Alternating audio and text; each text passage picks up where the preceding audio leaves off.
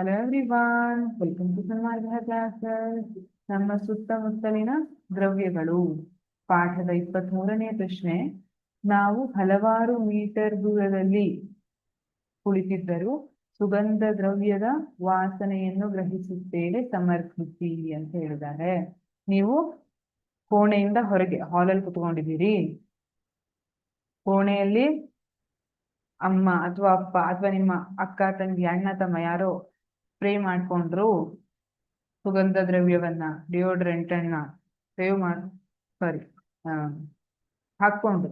ಈಗ ನಿಮ್ಗೆ ವಾಸನೆ ಘಮ್ ಅಂತ ನೀವು ಕುತ್ಕೊಂಡಿರೋ ತರ ಬರುತ್ತಾ? ಇವರು ನನ್ ಪರ್ಫ್ಯೂಮ್ ಯೂಸ್ ಮಾಡ್ತಿದ್ದಾರೆ, ನೀವು ಟಕ್ ಅಂತ ಎದ್ದು ಹೋಗ್ತೀರಿ ಅಲ್ವಾ?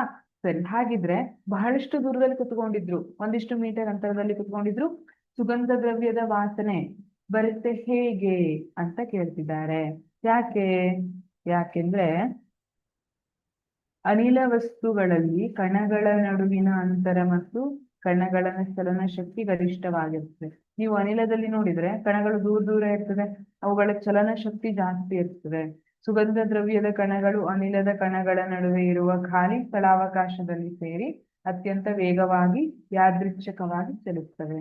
ಈ ಗಾಳಿ ಏನಿದೆ ಅಲ್ಲ, ಅದ್ರ ಮಧ್ಯದಲ್ಲಿ ಸುಗಂಧ ದ್ರವ್ಯದ ಕಣಗಳು ಅದ್ರ ಜೊತೆ ಸೇರ್ಕೊಂಡು ಅತ್ಯಂತ ವೇಗವಾಗಿ ಯಾದೃಚ್ಛಿಕವಾಗಿ ಚಲಿಸುತ್ತದೆ.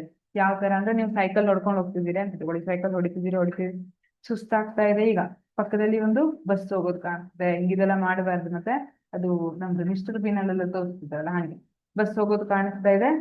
ಬಸ್ ಹಿಡ್ಕೊಂಡು ಸೈಕಲ್ ಒಂದ್ ಕೈಲಿ ಹಿಡ್ಕೊಂಡು ಸುಯ್ ಅಂತ ಹೋಗ್ತೀವಲ್ಲ, ಹಂಗೆ ಇಲ್ಲಿ ಅನಿಲಗಳ ಮಧ್ಯದಲ್ಲಿ ಈ ಕಣಗಳು ಸೇರ್ಕೊಂಡು ಏನ್ ಮಾಡ್ತದೆ, ಅನಿಲದ ಜೊತೆ ತಾನು ಹೋಗ್ಬಿಡ್ತದೆ.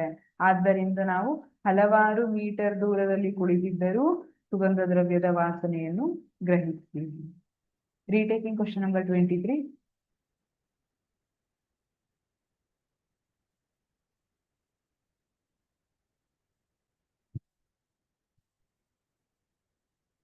Question number 23, retaking.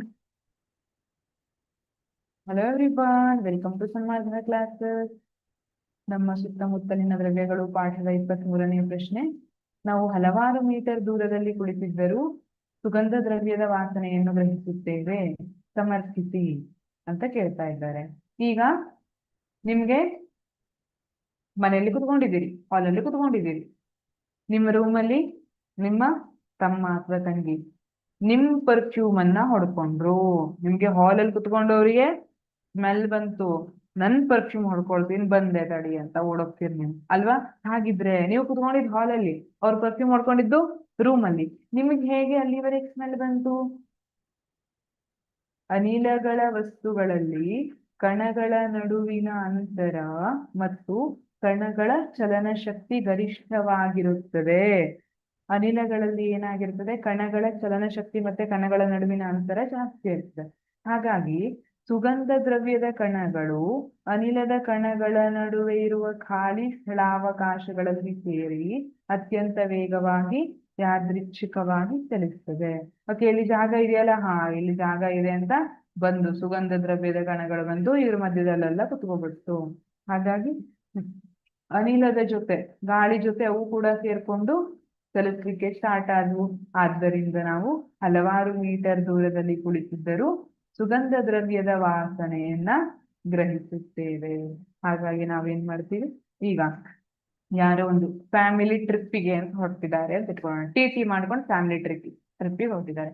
ಹೇಳ್ಕೊಳ್ಳಿಕ್ family trip ಒಂದ್ 3-4 ಜನ ಅಷ್ಟೇ ಇದ್ದಾರೆ, ಎಲ್ಲ ಲಾಸ್ಟಿಗೆ ಕೈ ಕೊಟ್ಟಿದ್ದಾರೆ ಅಂತ ಇಟ್ಕೊಳ್ಳಿ.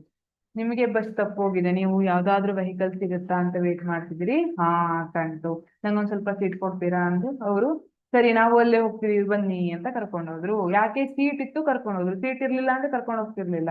ಇಲ್ಲಿ ಕೂಡ ಅನಿಲಗಳ ನಡುವೆ ಏನಿದೆ, ಸ್ಥಳಾವಕಾಶ ಇದೆ. ಆ ಸ್ಥಳಾವಕಾಶದಲ್ಲಿ ಬಂದ್ಕೊಂಡು ಆ ಸುಗಂಧ ದ್ರವ್ಯದ ಕಣಗಳು ಬಂದು ಕುತ್ಕೊಂಡ್ ಬಿಡ್ತವೆ.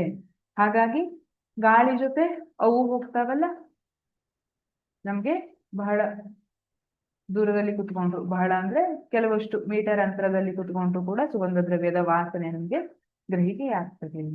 Thank you.